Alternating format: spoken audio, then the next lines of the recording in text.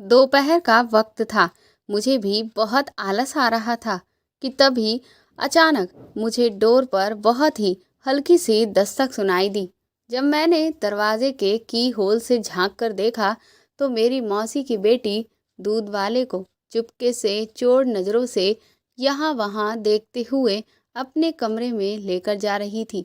ये सब कुछ देखकर मुझसे रहा नहीं गया और इसीलिए मैं तुरंत ही उनके कमरे में जाने के बाद उसके दरवाजे के पास पहुंची और जैसे ही मैंने उसके दरवाजे के की होल से अंदर झांक कर देखा तो मेरे तो होश ही उड़ चुके थे। वह दोनों प्राकृतिक अप्राकृतिक। मेरा नाम काव्या है। 12th कंप्लीट हो जाने के बाद पापा ने मुझसे पूछा कि मैं आगे किस क्षेत्र में जाना चाहती हूँ। दरअसल मैं हमेशा से एक डॉक्टर बनना चाहती थी। जब पापा को मैंने ये बात बताई तो पहले तो वह थोड़ा परेशान हुए क्योंकि हम आर्थिक रूप से बहुत ज़्यादा मजबूत नहीं थे, लेकिन फिर भी पापा ने मेरी इच्छा का मान रखते हुए मेरी पढ़ाई के लिए हामी भर दी। इधर मैं भी बहुत अच्छे से जानती थी कि मेरे सपनों की कीमत बहुत महंगी है, इसीलिए मैंने गवर्नमेंट मेडिकल कॉलेज में एडमिशन लेने के लिए जो एंट्रेंस एग्ज़ाम होता है उसकी तैयारी पहले से ही कर रखी थी, ताकि अगर मैं अच्छे नंबरों से उस एग्ज़ाम को पास कर लूँ तो कम फीस में ही मैं अपना सपना पूरा कर सकूँगी और मेरे पापा के कंधों पर भी इन सब चीज़ों का बोझ ना पड़ेगा। और ठीक ऐसा ही हुआ। मैंने काफ़ी अच्छे नंबरों से वह एग्ज़ाम पास कर लिया और उसके बाद मुझे जो कॉलेज अलॉट किया गया वह मेरी मौसी के शहर में मिला। इस बात से मेरे मम्मी पापा को थोड़ी राहत भी मिली कि मुझे जो कॉलेज मिला है वह मेरी मौसी के शहर में ही है, क्योंकि अब मौसी के रहते हुए उन्हें मेरी बहुत ज़्यादा फिक्र नहीं होगी। पापा ने तुरंत ही मौसी को इस बारे में सब कुछ बता दिया। मेरी मौसी भी बहुत खुश हो गई, कहने लगी कि काव्या को अब कहीं और रहने की ज़रूरत नहीं है, वह यहीं पर आ जाए। वैसे भी उसके मौसा जी तो दुबई में ही रहते हैं, सालों बाद वापस लौट कर आते हैं। मैं और रचना तो यहाँ अकेले ही रहती हूँ। मैं भी नौकरी पर चली जाती हूँ, जिसकी वजह से मैं रचना पर बहुत ज़्यादा ध्यान नहीं दे पाई और उसका तो पढ़ने में बिल्कुल भी मन ही नहीं लगता है। लेकिन जब वह काव्या को देखेगी तो हो सकता है कि उसका भी पढ़ने में मन लगने लगे और फिर काव्या थोड़ा बहुत रचना को भी पढ़ा दिया करे, तो इससे अच्छा और मेरे लिए क्या होगा। ये सारी बातें होने के बाद मैं बहुत खुश थी, क्योंकि मैं भी मौसी के घर रहने के लिए बहुत एक्साइटेड थी। रचना से मिले हुए तो मुझे बहुत लंबा समय हो गया था। बचपन में हम दोनों साथ में खूब खेला करते थे और हमारी खूब जमती थी, लेकिन जैसे जैसे हम बड़े होते गए और हमारा मिलना जुलना कम होता गया, हमारे बीच बातचीत भी बिल्कुल ही बंद हो चुकी थी। और फिर इंसान की जैसे जैसे उम्र बढ़ती है उसके ऊपर उसके करियर का प्रेशर बढ़ने लगता है, जिसकी वजह से रिश्तेदारी निभाना मुश्किल हो जाता है। मेरे साथ भी ठीक वैसा ही हुआ था, लेकिन अब ये बहुत अच्छा मौका था कि मैं अपनी मौसी की बेटी के साथ एक बार फिर से अपने बचपन को जी सकती थी और साथ साथ अपने करियर पर भी ध्यान दे सकती थी। अगले ही दिन मम्मी पापा ने मेरी सारी पैकिंग कर दी और मैं अपना सारा ज़रूरी सामान लेकर पापा के साथ मौसी के घर आ गई। मेरे मौसा जी हमेशा से दुबई में नौकरी करते थे और वह कई कई सालों के बाद बस कुछ महीनों के लिए ही घर लौट कर आते थे। मेरी मौसी अपनी इकलौती बेटी रचना और अपने जेठ जेठानी के साथ एक ही घर में रहती हैं। मौसी के जो जेठ जी हैं उनका एक बेटा है और उनके पास रुपए पैसों की कोई कमी नहीं है, इसीलिए उन्होंने अपने बेटे को विदेश पढ़ने के लिए भेज दिया है। यह पूरा घर हमेशा से साझे में था और इसीलिए इस घर के एक हिस्से में मौसी के जेठ जेठानी रहते हैं और दूसरे हिस्से में मौसी अपनी बेटी रचना के साथ रहती हैं, क्योंकि मौसा जी की कमाई बहुत ज़्यादा अच्छी नहीं है। इस वजह से मौसी भी नौकरी करती हैं। पापा मुझे मौसी के यहाँ छोड़कर वापस घर चले गए थे और मैंने अपने कॉलेज में जाकर सब कुछ पता कर लिया था और सारी चीज़ें सेट कर ली थी। इधर मौसी ने मुझे एक अलग कमरा दे दिया था, जबकि मैंने उनसे कहा भी कि मैं रचना के साथ ही उसके कमरे में रह लूँगी। लेकिन ना जाने क्यों मुझे ऐसा लगा कि शायद मौसी नहीं चाहती हैं कि मैं उनकी बेटी के साथ उनके कमरे में रहूं। उनके चेहरे के एक्सप्रेशन और हाव भाव से मैं उनके दिल के हालातों को समझ रही थी। इसीलिए जब उन्होंने मुझसे कहा कि नहीं, तुम पढ़ाई लिखाई करोगी और तुम्हें डिस्टर्ब होगा, इसीलिए अलग कमरे में रहना ही तुम्हारे लिए ठीक है, तो मैंने भी उनसे कुछ भी नहीं कहा और चुपचाप जो कमरा उन्होंने मुझे दिया वहीं पर मैंने अपना सारा सामान जमा लिया। मुझे मौसी के घर आए हुए 2 दिन हो चुके थे, लेकिन अभी तक एक बार भी ऐसा नहीं हुआ कि रचना मुझसे अपनी तरफ से बात करने के लिए आई हो। मैं उससे जितनी बात पूछती बस सिर्फ वह उतना ही जवाब देती और बाकी सारा टाइम वह सिर्फ अपने कमरे में ही घुसी रहती।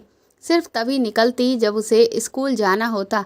स्कूल से लौटने के बाद वह सीधा अपने कमरे में जाती और रात का खाना खाने के बाद दोबारा से वापस वो अपने कमरे में चली जाती। मुझे उसका ये व्यवहार बहुत ही अटपटा सा लग रहा था, लेकिन फिर मुझे लगा कि जब लोग बड़े हो जाते हैं तो उनका व्यवहार काफ़ी ज़्यादा बदल जाता है।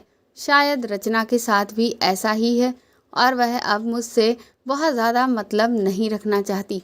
इसीलिए मैंने भी रचना से कम बातचीत करने में ही अपनी भलाई समझी। मौसी के जेठ जेठानी काफ़ी अच्छे हैं। जब मैं उनके घर पहुंची तो उन्होंने मेरी पढ़ाई के बारे में सब कुछ अच्छे से पूछा और काफ़ी अच्छे से मेरे साथ व्यवहार किया। लेकिन मैंने ये नोटिस किया था कि रचना उन लोगों से भी बहुत कम ही बातचीत करती थी। धीरे धीरे दिन यूं ही बीतने लगे और मैं अपनी पढ़ाई में अपना मन लगाने लगी। मौसी तो सुबह चली जाती थी और सीधा शाम को ही लौट कर आती थी। मैं अपने कॉलेज से दोपहर तक अक्सर वापस आ जाती थी। मैंने देखा था कि कई बार जब मैं कॉलेज से लौट कर आती तो रचना पहले से ही घर पर होती। इसका मतलब ये साफ था कि रचना बहुत कम ही स्कूल जाया करती थी। लेकिन मौसी को इस बारे में कोई खबर नहीं थी, क्योंकि वह तो सीधा शाम को वापस आती थी। पहले तो मैंने सोचा कि मैं इस बारे में मौसी को बताऊं, लेकिन फिर मुझे लगा कि कहीं रचना ये ना सोचे कि मैं उसकी शिकायत उसकी माँ से लगा रही हूँ। इसीलिए मैंने मौसी से भी कुछ भी नहीं कहा। मैंने इसी में अपनी भलाई समझी, क्योंकि ये भी तो हो सकता था कि मौसी को इस सब के बारे में सब कुछ पता हो। एक दिन दोपहर को जब मैं कॉलेज से लौट कर आई तो किचन में फ्रिज से पानी की बोतल लेने के लिए गई। किचन से लगा हुआ ही रचना का कमरा था और मैं जैसे ही उसके कमरे के पास से निकली कि तभी मुझे कुछ अजीब तरह की आवाज़ सुनाई दी। वह आवाज़ बहुत ही अजीब थी, ठीक वैसी ही कि जैसे कोई उस तरह से तरस रहा हो। इससे मुझे यही लगा कि शायद रचना अपने मोबाइल में कुछ गलत देख रही है, पर मैंने उस वक्त इस बात को नज़रअंदाज कर दिया, क्योंकि इस उम्र में अक्सर सभी के साथ ऐसा होता है। सभी के अंदर इस तरह की चीज़ों को देखने की जिज्ञासा होती है। इसीलिए मैंने सोचा कि रचना भी अब बड़ी हो रही है और अगर वह इस तरह की चीज़ों को देख भी रही है तो इसमें कुछ खास गलत नहीं है। लेकिन जब अगले दिन मैं दोबारा किचन में गई और फिर से मैंने इस तरह की आवाज़ रचना के कमरे से आते हुए सुनी तो मुझे थोड़ा सा अजीब लगा, क्योंकि ऐसे तो रचना इन सब चीज़ों की आदत डाल लेगी और ये चीज़ें किसी भी इंसान के दिमाग के लिए बिल्कुल भी ठीक नहीं है। इनकी रोज़ रोज़ आदत डालना मतलब कि एक तरह से खुद को नशाखोर बनाना। मैंने सोचा कि मैं रचना से बड़ी हूँ और मेरी जिम्मेदारी भी बनती है कि मैं रचना से इस बारे में बात करूँ। इसीलिए मैंने जैसे ही उसका दरवाज़ा खटखटाने के लिए दरवाजे पर हाथ रखा कि तभी अचानक उसके कमरे का दरवाज़ा अपने आप ही हल्का सा खुल गया। ये देखकर पहले तो मैं थोड़ा सा चौंक गई, क्योंकि इस तरह से अचानक उसके कमरे के अंदर जाना ठीक नहीं होता। लेकिन फिर तभी जितना दरवाज़ा खुला था उससे मुझे रचना के बेड पर उसके दोनों पैर अजीब तरह से आपस में टकराते हुए दिखाई दिए, जिससे मुझसे रहा नहीं गया और मैं थोड़ा सा और दरवाज़ा खोलकर अंदर झांक कर देखने लगी। और जैसे ही मैंने अंदर झांका तो मेरी तो आंखें हैरानी से फटी की फटी रह गईं।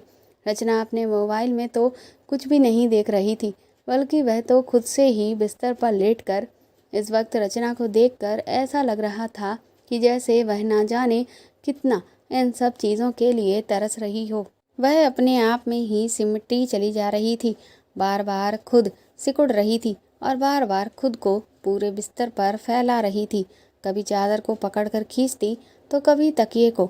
उसकी आंखें पूरी तरह से बंद थीं और इसी वजह से उसे एक पल के लिए भी इस बात का एहसास नहीं हुआ कि मैंने उसे ये सब करते हुए देख लिया है। उसे ऐसी हालत में देखकर मैं तुरंत ही वापस अपने कमरे में आ गई। रचना अभी स्कूल में थी।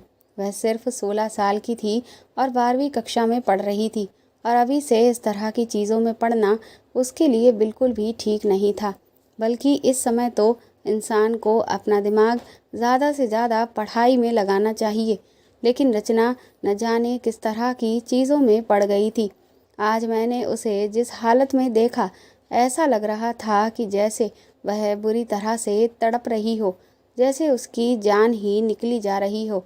इन सब चीज़ों के बारे में सोच सोच कर मुझे मौसी पर थोड़ा गुस्सा भी आ रहा था, क्योंकि मौसी को ये लग रहा था कि वह नौकरी करती हैं तो इस वजह से वह रचना पर ध्यान नहीं दे पाई, तो जिससे वह पढ़ाई में पीछे रह गई है।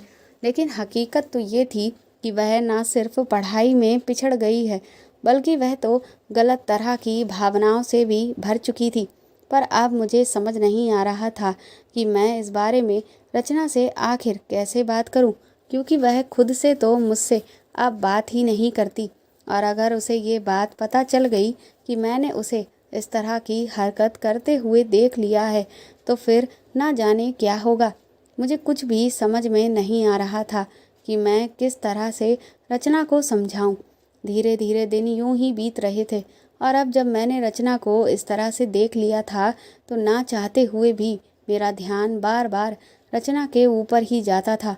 मैं उसकी हर एक हरकत को नोटिस करती थी। मैंने देखा था कि अक्सर जब वह अपने कमरे में होती तो उसके कमरे से इसी तरह की आवाज़ें आती और उसका ध्यान हमेशा किसी दूसरी जगह पर ही होता था।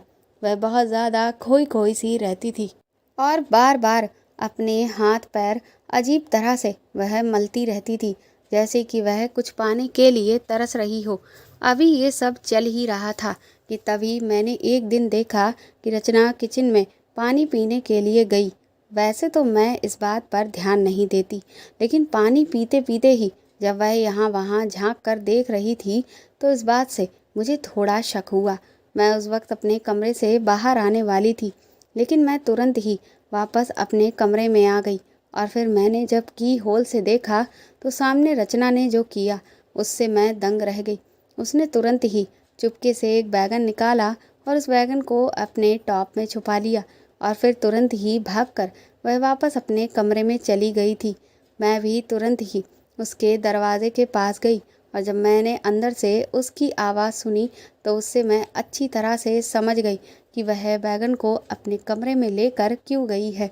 इसका मतलब साफ था कि रचना बुरी तरह से इन आदतों में फंस चुकी है और वह इससे छुटकारा पाने की जगह अपनी इस इच्छा को पूरी करने के लिए इस तरह के तरीके अपना रही है।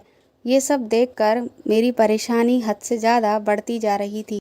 इसीलिए शाम को जब मौसी घर वापस आई तो मैंने उनसे इस बारे में बात की कि उन्हें अब नौकरी छोड़ देनी चाहिए और घर पर रहकर रचना पर ध्यान देना चाहिए, ताकि उसे भी थोड़ा सा इस बात का डर हो कि कोई है जो उस पर ध्यान दे रहा है और वह अपने करियर पर फोकस कर सके। लेकिन मौसी का तो वही रोना कि घर में पैसों की तंगी है, ये है वह है, मौसा की कमाई कम है, जबकि मुझे यही लगता था कि उनकी तो सिर्फ एक ही बेटी है और वह जो कमाई कर रहे हैं, अगर उससे उनकी बेटी का करियर ठीक से नहीं बन पाया तो फिर इतना ज़्यादा मेहनत करने का क्या फ़ायदा। पर मौसी थोड़ी कंजूस टाइप की भी थी, इस वजह से उन्हें मेरी कोई भी बात समझ में नहीं आई। मैं भी एक हद तक ही उन्हें समझा सकती थी, उससे ज़्यादा तो मैं उनसे कुछ नहीं कह सकती थी। इसीलिए जब उन्होंने 2-3 बार मेरी बात काट दी तो फिर मैं भी शांत हो गई। फिर मैंने खुद को ही समझा लिया कि धीरे धीरे हो सकता है रचना खुद से ही इन सब आदतों से छुटकारा पा ले और समझ जाए कि ये सब उसके लिए कितना नुकसानदेह है। इसी तरह से धीरे धीरे 1 साल बीत गया। उसके बाद एक दिन मेरे कॉलेज में हम लोगों को प्रोजेक्ट दिया गया, जिसमें मुझे और मेरे दोस्त राजीव को एक साथ एक प्रोजेक्ट पर काम करना था। इसलिए मैं उसे घर पर लेकर आई ताकि प्रोजेक्ट के बारे में हम लोग अच्छे से डिस्कशन कर सकें और हमारा प्रोजेक्ट सबसे बेहतर बन सके। इधर रचना ने भी एक कॉलेज में एडमिशन ले लिया था। मैं जब राजीव के साथ घर पर आई तो उस वक्त रचना हॉल में बैठकर टीवी देख रही थी। मैं राजीव को लेकर सीधा अपने कमरे में चली गई और प्रोजेक्ट से जुड़ी हुई जितनी भी तैयारियां थीं उन सबको मैं उसे दिखा ही रही थी कि तभी अचानक रचना मेरे कमरे में आ गई। उसे ऐसे कमरे में देखकर मैं खुद हैरान रह गई, क्योंकि अभी तक ऐसा कभी नहीं हुआ था कि रचना खुद से मेरे कमरे में आई हो और इस तरह से वह मुझसे बात करना चाहती हो। पहली बार ऐसा था कि रचना मुझसे इतना मुस्कुराकर बोली थी। जब वह कमरे में आई तो मैंने उसे राजीव से इंट्रोड्यूस कराया। राजीव को मैंने बताया कि ये मेरी मौसी की बेटी है। उसके बाद हमारे बीच में बहुत देर तक हंसी मजाक और बातचीत चलती रही। आज तो ऐसा लग रहा था कि जैसे रचना कोई और ही है, जैसे उसके अंदर किसी की आत्मा घुस गई हो। आज वह जितना हंस बोल रही थी, इतना तो मैंने उसे कभी भी हंसते हुए नहीं देखा था। थोड़ी ही देर के बाद मैंने राजीव से कहा कि मैं कुछ नाश्ता तैयार करके तुम लोगों के लिए लेकर आती हूँ। इसके बाद मैं किचन में नाश्ता तैयार करने के लिए चली गई। तकरीबन आधे घंटे के बाद अचानक मुझे ऐसा लगा कि जैसे कमरे से राजीव के तेज चिल्लाने की आवाज़ आई, लेकिन फिर मुझे लगा कि शायद ये मेरा वहम है। लेकिन तभी 2 मिनट के बाद राजीव बड़ी ही तेज़ी से मेरे कमरे से बाहर निकला और दंदनाता हुआ बाहर की तरफ जाने लगा। उसे इस तरह से बाहर जाते हुए देखकर मैं तुरंत ही उसके पीछे दौड़ी। मैंने उसका नाम पुकारा और उससे पूछा कि तुम कहाँ जा रहे हो। वह तुरंत ही मेरी तरफ पीछे पलटा तो मैंने उसका चेहरा गुस्से से लाल देखा और वह सिर्फ मुझसे इतना ही बोला कि प्लीज़ आज मुझे मत रोकना। इतना कहकर राजीव अपनी बाइक स्टार्ट करके वहाँ से चला गया। मुझे कुछ भी समझ में नहीं आया। मैं तुरंत ही वापस अपने कमरे में आ गई। मैंने सोचा कि आखिर कमरे में ऐसा क्या हुआ कि राजीव इतना नाराज़ हो गया। राजीव ने तो मुझे कुछ भी नहीं बताया था, लेकिन रचना को तो सब कुछ पता होगा। जब मैं कमरे में पहुंची तो रचना मुझे कुछ अजीब सी हड़बड़ाई हुई सी लग रही थी और उसके कपड़े भी मुझे थोड़े अस्त व्यस्त लग रहे थे। ये सब देखकर मुझे बहुत ही अजीब सा लगा। मैंने रचना से पूछा कि आखिर बात क्या हुई और राजीव इतना गुस्से में कमरे से बाहर निकल कर क्यों गया। तो रचना ने खुद मुझे गुस्से में जवाब दिया कि मुझे नहीं पता, आपका दोस्त तो बड़ा ही अजीब था, उसे तो बिल्कुल बात करने की तमीज़ ही नहीं है। और बस इतना कहकर रचना वापस अपने कमरे में चली गई। मुझे कुछ भी समझ में नहीं आया। अगले दिन जब मैं कॉलेज गई तो राजीव मुझसे बिल्कुल भी बात नहीं कर रहा था। मुझे उसका ये व्यवहार समझ नहीं आ रहा था। मैंने उससे कहा कि तुम आखिर मुझसे बात क्यों नहीं कर रहे हो, मैंने ऐसा क्या कर दिया है। जब मैं बहुत ज़्यादा राजीव के पीछे पड़ी रही तो उसने मुझसे कहा कि देखो काव्या, मैं नहीं चाहता कि मेरे मुंह से कोई भी ऐसी बात निकल जाए कि तुम्हारे और तुम्हारी बहन के बीच में किसी बात को लेकर झगड़ा हो, और फिर मैं सिर्फ तुम्हारा एक दोस्त हूँ और तुम मेरी बात पर भरोसा क्यों करोगी। मुझे राजीव की बातें जलेबी की तरह उलझी हुई नज़र आ रही थी। मैंने उससे कहा कि देखो, जो भी बात है वह तुम मुझे साफ साफ बता दो। राजीव ने कहा कि अगर मैंने तुम्हें साफ साफ बता दिया ना तो तुम मुझसे नाराज़ हो जाओगी। मैंने एक बार राजीव से फिर से कहा कि अब चाहे जो भी हो, लेकिन जो भी बात है वह तुम्हें मुझे साफ तौर पर बतानी ही होगी। उसके बाद राजीव ने मुझे साफ शब्दों में तो नहीं, लेकिन कुछ दबी हुई ज़ुबान में कहा कि तुम्हारी बहन रचना ठीक नहीं है, मैं उससे बड़ा हूँ। और फिर मैं तो उससे नॉर्मल बात कर रहा था, पर वह तो मुझसे कुछ और ही अपेक्षा रखे हुए थी। उसने अचानक ही मेरे साथ जो किया उससे तो मैं शॉक्ड रह गया। वह लड़की अभी सिर्फ 17 साल की है, लेकिन वह इतना ज़्यादा व्याकुल है वह सब पाने के लिए कि जिसकी कोई इंतहा ही नहीं है। मैं फिर तुमसे यही कहूँगा कि अगर ऐसा ही है तो फिर तुम लोग उसकी शादी क्यों नहीं कर देते हो। राजीव की बातों से मुझे कुछ कुछ अंदाज़ा तो लग गया था कि वह रचना के बारे में क्या कहना चाह रहा है, क्योंकि मैंने खुद रचना को इस तरह की हरकतें करते हुए देखा था। लेकिन मैं उसकी बात से बहुत शर्मसार हो गई, क्योंकि रचना थी तो मेरी ही बहन। मैंने उस वक्त उसे कुछ भी नहीं कहा, बस सिर्फ माफ़ी मांग ली। लेकिन अब मैं बहुत ज़्यादा परेशान थी। आखिर रचना को हो क्या गया था? उस पर तो ऐसा लग रहा था कि जैसे इन सब चीज़ों का पागलपन बढ़ता ही जा रहा था। गुस्सा तो मुझे इतना आ रहा था रचना पर कि घर जाकर खींचकर उसके एक तमाचा मारूं और उससे कहूं कि उसका दिमाग पूरी तरह से खराब हो चुका है। लेकिन मैं रिश्ते की खातिर बंधी हुई थी, क्योंकि अगर मैं ऐसा कुछ भी करती तो फिर मेरे माँ बाप से भी मेरी मौसी के रिश्ते खराब होते, और अगर मौसी को मैं ये सब बताती तो वो शायद ही है जो मेरी बात पर विश्वास करती। लेकिन बार बार मुझे ये बात समझ नहीं आ रही थी कि रचना की उम्र की और भी लड़कियां हैं, पर मैंने उन्हें कभी भी इस चीज़ के लिए इतना व्याकुल नहीं देखा। फिर रचना इस तरह की क्यों हो गई है कि वह कुछ सोच समझ ही नहीं रही है। उस दिन के बाद से रचना फिर से बिल्कुल पहले की तरह ही हो चुकी थी। इससे ये तो मुझे साफ हो चुका था कि रचना उस दिन इसी मकसद से मेरे कमरे में इतना हंसती मुस्कुराती हुई आई थी, क्योंकि उसने सोचा कि वह जैसे ही राजीव को अकेले मेरे कमरे में पाएगी तो अपनी इच्छा को पूरी करने की कोशिश करेगी, और जब उसकी इच्छा पूरी नहीं हुई तो वह फिर से पहले जैसी हो चुकी थी। इधर एग्ज़ाम्स हो चुके थे और मेरी कुछ दिनों की छुट्टियां चल रही थी, इसीलिए अब मैं घर पर ही रहती थी। उस दिन तकरीबन सुबह का वक्त था। मैं कुछ देर ताज़ी हवा में टहलने के लिए छत पर चली गई। तभी नीचे बैल बजी। जब मैंने छत की बाउंड्री से झांक कर देखा तो दूध वाला आया हुआ था। पहले तो मैंने गौर नहीं किया, लेकिन जब मैंने देखा कि दूध वाला दरवाजे से जा ही नहीं रहा है तो मुझे थोड़ा अजीब लगा। इसीलिए मैंने थोड़ा और उचक कर आगे की तरफ झांक कर देखा तो मेरे होश उड़ गए, क्योंकि रचना दूध वाले के हाथ पर हाथ रखे हुए थी और वह उसे कुछ कह रही थी। लेकिन वह क्या कह रही थी ये मुझे सुनाई नहीं दे रहा था। ये सब देखकर मेरी हैरानी की कोई इंतहा नहीं रही। आखिर रचना करना क्या चाह रही है? उसी दिन दोपहर के वक्त जब घर पर कोई भी नहीं था, मेरी मौसी के जेठ जेठानी भी किसी काम से बाहर गए हुए थे, तभी मैंने मेन गेट के दरवाजे के खुलने की आवाज़ सुनी। मुझे रचना पर सुबह ही शक हो गया था, इसीलिए मैं उस पर नज़र बनाए हुए थी। मैंने दरवाजे के की होल से जब झांक कर देखा तो रचना बहुत ही दबे कदमों के साथ उस दूध वाले को अपने साथ अपने कमरे में लेकर जा रही थी। मुझे तो ये सब देखकर रचना से घिन आने लगी थी कि मेरी बहन इतनी ज़्यादा गिर चुकी है कि अब वह कोई भी हद पार करने के लिए तैयार है। उसे सिर्फ अपनी इच्छा पूरी करने से मतलब है, बाकी वह किसके साथ क्या कर रही है उसे कोई लेना देना नहीं। ना तो उसे अपने माँ बाप की इज्जत की कोई फिक्र है और ना ही अपनी।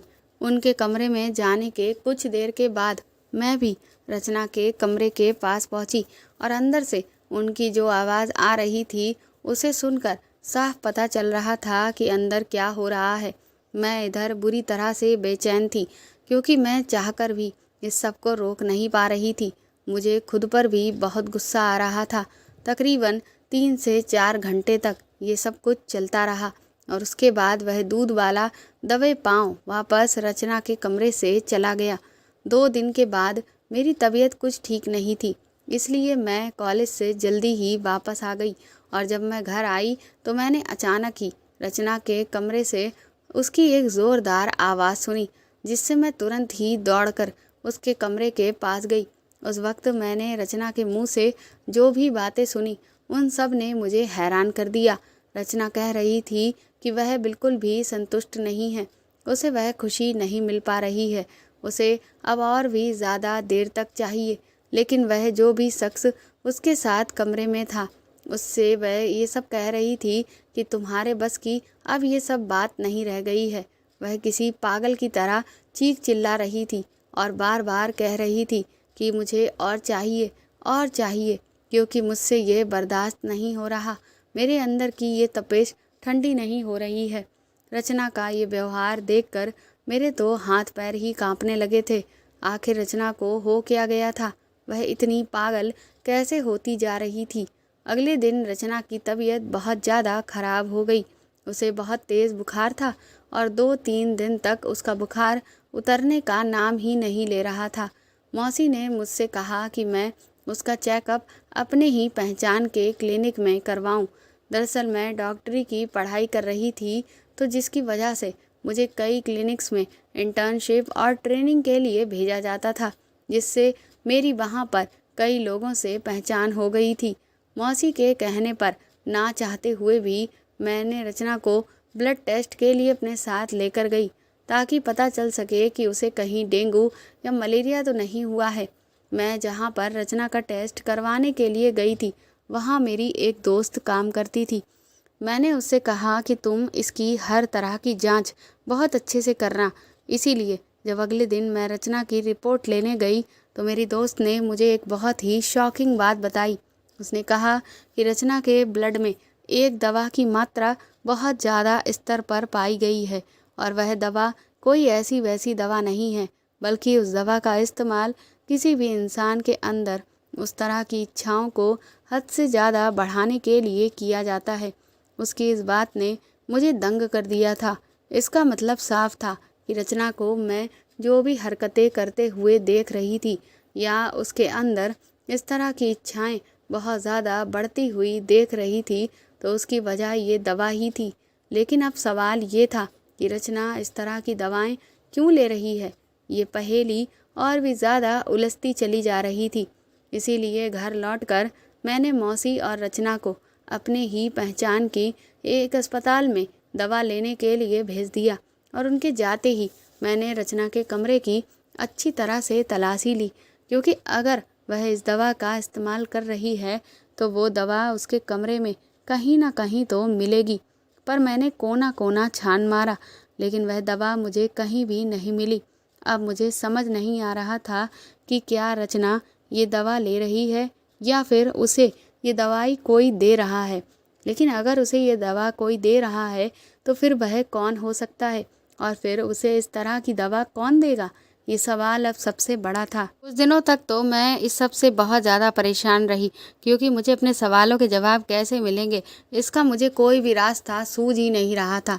फिर एक दिन मेरे दिमाग में आइडिया आया कि अगर मैं रचना के कमरे में खुफिया कैमरा लगा देती हूँ, तो शायद मुझे अपने सवालों के जवाब मिल पाएँ, और उसमें जो भी सबूत इकट्ठा हो गए हों, उसके आधार पर मैं मौसी को भी रचना की सारी सच्चाई बता सकती हूँ, ताकि वह वक्त रहते अपनी बेटी को सही रास्ते पर ले आएं। यही सब सोचकर मैंने मौका पाते ही रचना के कमरे में खुफिया कैमरा लगा दिया। पर इधर तभी पापा की तबीयत बहुत ज़्यादा ख़राब हो गई, जिस वजह से मैं वापस अपने घर चली गई, और इस सब में 2-3 हफ्ते बीत चुके थे। जब मैं लौट कर आई तो मौसी के घर की हालत देखकर तो मैं दंग रह गई। मौसी बुरी तरह से रो रही थी।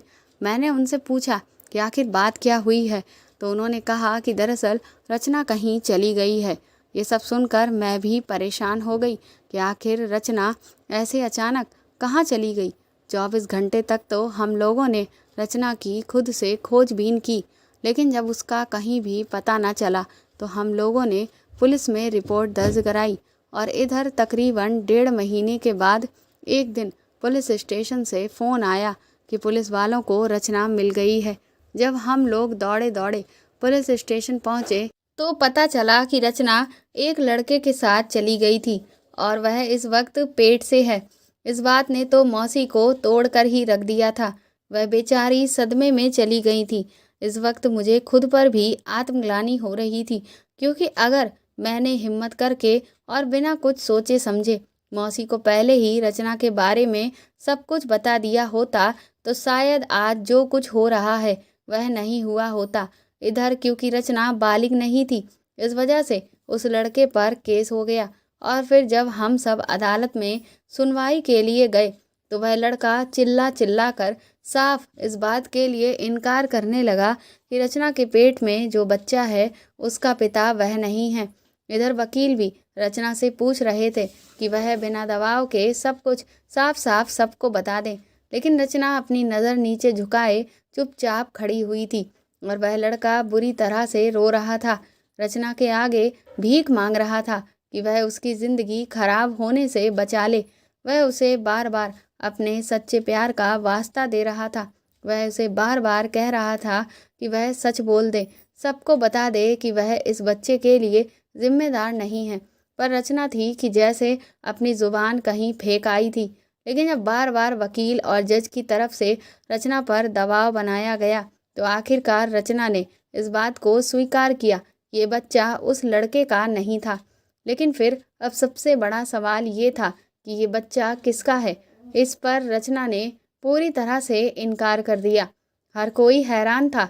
मौसी तो बेचारी सदमे से पागल ही हुई जा रही थी। उन्हें समझ नहीं आ रहा था कि उनकी बच्ची की ज़िंदगी यूं इस तरह से खराब कैसे हो गई। इधर उस लड़के को जब तक उसकी सारी सच्चाई सामने नहीं आ जाती तब तक जेल भेज दिया गया। मुझे उस लड़के के लिए भी बहुत बुरा लग रहा था, क्योंकि वह जिस तरह से रो रहा था उससे साफ पता चल रहा था कि वह बेगुनाह है। लेकिन फिर सवाल वही का वही था कि आखिर असली गुनाहगार कौन है। हम लोगों को अगले दिन की तारीख दे दी गई। घर पहुंचकर मैंने अपने दिमाग पर बहुत ज़ोर डाला। तब मुझे कहीं जाकर उस कैमरे के बारे में याद आया। मैं तुरंत ही रचना के कमरे में गई और जब मैंने उस रिकॉर्डिंग को देखा तो मेरे तो पैरों तले की ज़मीन ही निकल चुकी थी। मैंने सपने में भी नहीं सोचा था कि मैं कभी कुछ ऐसा देखूंगी। अगले दिन अदालत पहुंचकर मैंने सबसे पहले उस रिकॉर्डिंग को जज साहब के सामने पेश करवा दिया और फिर जब वह रिकॉर्डिंग वहां पर बैठे हुए सभी लोगों ने देखी तो वह सब भी हैरान रह गए। मौसी के ऊपर तो बिजली ही गिर गई थी। दरअसल उस वीडियो में रचना के साथ जो इंसान गलत कर रहा था वह और कोई नहीं बल्कि मेरी मौसी के जेठ यानी कि रचना के ताऊ थे। इसके बाद रचना के ताऊ को पकड़कर कटघरे में खड़ा किया गया और फिर उन्होंने अपने मुंह से जो सच्चाई बयां की उसे सुनकर वहां बैठे हर किसी शख्स की रूह कांप गई। उन्होंने बताया कि वह आज से नहीं, तकरीबन जब रचना 13 साल की थी तब से ही उसके साथ ये सब करते आ रहे थे। लेकिन क्योंकि तब रचना उनका उस स्तर से साथ नहीं दे रही थी जितना वह चाहते थे, इसीलिए उन्होंने उसे ऐसी दवाएं देना शुरू की जिससे रचना के अंदर भी वह इच्छाएं हद से ज़्यादा बढ़ती चली जाएं। धीरे धीरे रचना को जो दवाइयां वह दे रहे थे उसका उस पर असर होने लगा और उसके अंदर वह इच्छाएं बढ़ने लगी और अब उन्हें इस सब से बहुत सुख मिल रहा था। इसीलिए पहले तो उन्हें इस बात का डर था कि कहीं रचना इस सब के बारे में अपनी माँ को ना बता दे। लेकिन जब रचना को भी इस सब से खुशी मिलने लगी थी तो उनके अंदर से ये डर खत्म होने लगा कि अब रचना शायद ही है जो किसी को कुछ बताए। और ऐसा हुआ भी। रचना ने कभी किसी को कुछ भी नहीं बताया क्योंकि अब उसे भी इस सब से बहुत आनंद मिल रहा था और वह अब खुद मौका पाते ही अपने ताऊ को अपने कमरे में बुला लेती थी और फिर उनके बीच वह सब होता था जो वह हमेशा से चाहते थे। इधर उसके ताऊ ने उसकी जो दवा थी उसकी मात्रा धीरे धीरे और बढ़ा दी, जिसकी वजह से अब रचना की इच्छाएं अनियंत्रित होती चली जा रही थीं और इधर उसके ताऊ की उम्र बढ़ रही थी और क्षमता घट रही थी, जिससे रचना अब उनसे संतुष्ट नहीं थी। उसके लिए अब सिर्फ वह पर्याप्त नहीं हो पा रहे थे, जिस वजह से वह अपनी खुशी कहीं और ढूंढने लग गई थी। उनकी ये बातें सुनकर मुझे उस दिन वाला वाकया याद आया जब रचना बुरी तरह से अपने कमरे में चिल्ला रही थी और कह रही थी कि मेरे लिए इतना काफ़ी नहीं है। इस समय रचना के ताऊ ने यह भी बताया कि वह रचना के साथ न सिर्फ प्राकृतिक बल्कि अप्राकृतिक, ये सब कहते हुए उनकी जुबान लड़खड़ाने लगी। लेकिन वहाँ बैठा हुआ हर शख्स उन्हें घिनौनी नज़र से देख रहा था। वह रचना के लिए उनके पिता के समान थे, पर उन्होंने रचना के साथ जो किया वह सिर्फ एक जानवर ही कर सकता था। उस आदमी ने रचना का पूरा जीवन बर्बाद करके रख दिया था। इसके बाद जो सच्चाई सामने आई वह और भी ज़्यादा चौंकाने वाली थी। रचना के पेट में जो बच्चा था वह उसके ताऊ का ही था। रचना बुरी तरह से रो रही थी। वह कहने लगी कि पापा तो विदेश में नौकरी करते थे और माँ भी घर पर नहीं रहती थी। मुझे उस वक्त इतनी समझ नहीं थी और ताऊ से मुझे बहुत डर लगता था, इसीलिए ताऊ ने मुझसे जो भी जैसा कहा मैं चुपचाप उनका साथ देती रही। मैंने उनसे कभी कुछ भी नहीं कहा। लेकिन जैसे जैसे मैं बड़ी होती गई मुझे समझ आता गया कि ताऊ मेरे साथ क्या कर रहे थे। मैं कई बार इन सब चीज़ों से छुटकारा पाने की कोशिश करती थी, लेकिन वह मुझे जो भी दवाइयाँ देते थे उनके असर की वजह से मैं अपनी इच्छाओं पर नियंत्रण नहीं रख सकती थी और ना चाहते हुए भी इस सब में मैं और भी ज़्यादा फंसती चली गई।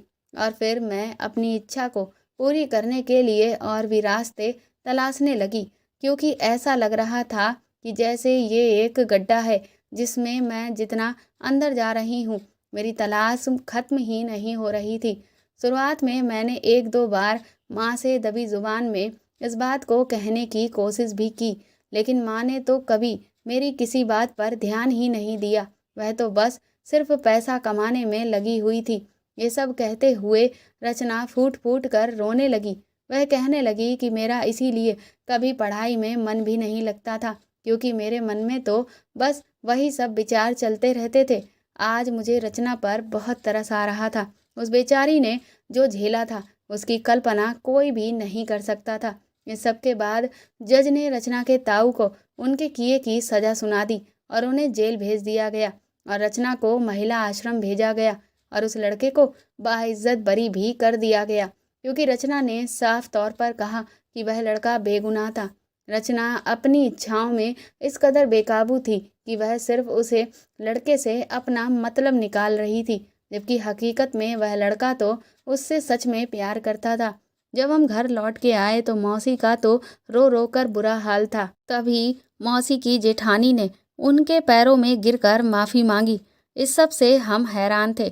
उन्होंने कहा कि उनके पति ने अब तक जो भी कुछ रचना के साथ किया उसके बारे में उन्हें पूरी जानकारी थी, लेकिन वह अपने पति से बहुत ज़्यादा डरती थी। उन्होंने जब शुरू में इस बात का विरोध किया तो उनके पति ने उन्हें धमकाया था कि अगर उन्होंने ज़ुबान खोली तो वह उन्हें तलाक दे देंगे और फिर वह कहीं की भी नहीं रहेंगी। और उन्होंने अपनी गृहस्थी को बचाने के लिए रचना की पूरी ज़िंदगी आराम से खराब होने दी। लेकिन आज उन्हें इस बात का एहसास हो रहा है कि उन्होंने कितना बड़ा पाप किया। मैंने मौसी को हिम्मत दिलाने की कोशिश की।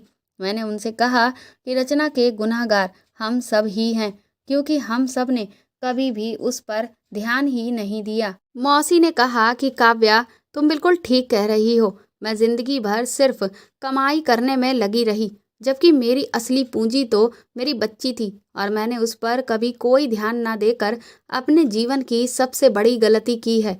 लेकिन अब वह सबसे ज़्यादा इस बात को लेकर परेशान थी कि जब मौसा जी वापस घर लौटेंगे तो वह उन्हें क्या जवाब देंगी।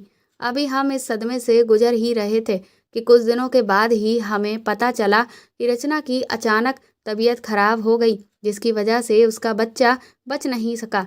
उसका पुनर्वास केंद्र में इलाज चलता रहा और आज कुछ महीनों के बाद जब रचना की थेरेपी पूरी हो चुकी है तो वह घर लौट आई है।